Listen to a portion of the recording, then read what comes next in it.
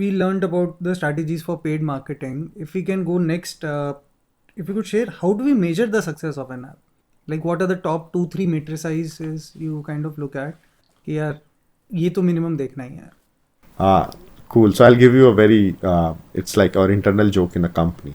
Where like as a brand, if you're doing less than 50% of the DTC sales on app, you are leaving money on the table. So that's a joke. But as a North Star metrics for a brand, for a success of an app, is what's the contribution of the DTC sales through the app? Organic, we see like 20-25%. And if organic is pushed in a good way, I have seen 50% also. That's one. Second is, you're pushing app as a channel. What's the efficiency? And generally the efficiency is delta in terms of conversion rate of app versus web. So app needs to give a better experience, session to purchase, and that's measured session to purchase. So conversion rate delta. The third is app need to deliver higher AOV. Again, it needs to be measured. Fourth is LTV. What's the delta of app customers versus web customers? And last, not the least, the retention metrics. And typically we have seen it like 10-20x. So day 30 retention of an app customer versus web. We have seen something like, web is like 0.3% day 30. App is like, day 30 is like probably 7%, which is like, huge, 25x or 30x. So these are the 5 metrics which I shared. A brand should focus for the success of an app. And also like how many of their repeat customers have an app adoption. So one metric, Abhijeet, which I've seen is... Sorry, and like would also love to learn from you with your Lenscat experience. Like these are the metrics which we have learned, but since Saurabh, you have seen things on scale and like you have done like omni-channel execution. So I would love to learn from you, like how does it? So I'll talk about one input metric for success of an app, which people miss is listing conversion, app listing conversion. So what it means is how many people go to your app page on your Google Play Store or Apple Store and click the install button.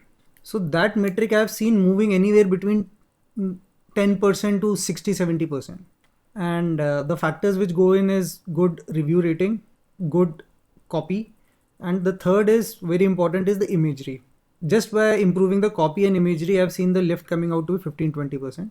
Plus the review rating, how you manage your review ratings, how you address, and how do you take the feedback back.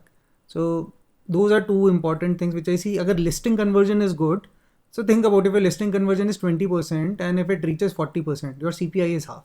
So many people ignore this, and this is in their control. It's just free. It's free because it's their control. And people will put the feedback also there, so you can read a lot of feedback there. So this is one metric I see. The other which I see to improve the app ROI is push notification reachability. Okay, like you said, we have seen between 30 to 60% going, but Google and Meta have been strict to default it to no push notification. Google and Apple both. Google and Apple both. But you can certainly show the value to the customer of enabling push notifications. So if you do it right, you will get to open that channel well. And then the third is your retention marketing strategies. How you develop the journeys and how do you develop a batch campaign. Agar ye 2-3 cheezein, if you do it well, your overall thing goes up. Matlab only app will not solve it. Having a good app, having a good showroom of the app, and then having a good action which you do with the data which you are capturing from the app will drive better app ROI. Yeah, so we have done thanks for bringing, I just forgot. So we have done these experiments and we have seen that after ASO, App Store Optimization, that view to download has increased from 40 to 67%. Yeah. Also in increasing push notification subscription, we have figured out ways where we can target users who have not subscribed to push, show them some kind of an incentive and get them a push consent. Yeah. But having said that, all the matrices that we are talking about are digital only. Would love to I remember you were speaking that you did some experiments in Lenscat for an omni-channel. So how app was complementing in your experience, the omni-channel experience? So and I'll not only talk about Lenskart, I'll talk about other brands where we have been consulting. So one of the things in omni-channel brands is a lot of sale comes in offline. Okay, so the key is online may you send the customer back to the online store to buy. In omni-channel brands, especially when you look at things which are more high touch and feel, anything which has more than 5,000 rupees ka AOV, it's not easy to buy online unless it's a very standard product like a phone or something. Okay, so if you want to buy a mattress, if you want to buy a sofa, if you want to buy anything like a shoes also, okay, it is a complex product. Okay, so what happens is through an app you will know a lot of first party data, and then you can direct them to the nearest store to visit. So if they have an interest into the store or into the product, you can direct them, acha, this is the nearest store, you can try this product there. So your omni-channel journeys of online to offline can be triggered. And generally when we see online to online conversion, it might be 1 to 2%, but if you do online to offline very well, you can get up to 6-7% conversion in an omni-channel way. So those are good ones. And one of the key things also is to build a very strong store locator. So as an hobby project, we built one Shopify app called Omni Store Locator, and then we installed it. Now it is working with multiple brands like Neiman's, Pant Project, and Hair Originals. Well, almost like 7-8 brands they are using it. So the problem generally what happens is the website में the most ugly page is the store page. सबसे गंदा page is the store page because digital team offline को उतना भाव नहीं देती. So and this is one problem I had solved in my past job. So वो करके then you kind of create a very nice experience and then you direct them to जहाँ से खरीदना है आपको. Got it. And we have also seen some success in like app working as an interoperable loyalty channel for Yes. brands. Wherein, like, if you buy something online, you get loyalty points. When you go in a store, buy something on the POS, you can redeem those points. Or if you buy something offline, you can go and again use that on an online. Yeah. So so any like would love to your experience, like have you seen this thing working out? What are the gaps do you see here? So app में ना one of the pieces definitely is it makes it easier to create deeper experiences. Okay, whether you are to even just put a QR code to be scanning. Otherwise आप website में करना भी मुश्किल है, जाओ कुछ और जाओ Google पे करो. Then if you change the screen, you are gone. Or if you want to build an AR experience, where you want to show how does it look in the home or it looks on the face. So that AR experience can be built. So any deeper customer experiences are very well built on the app.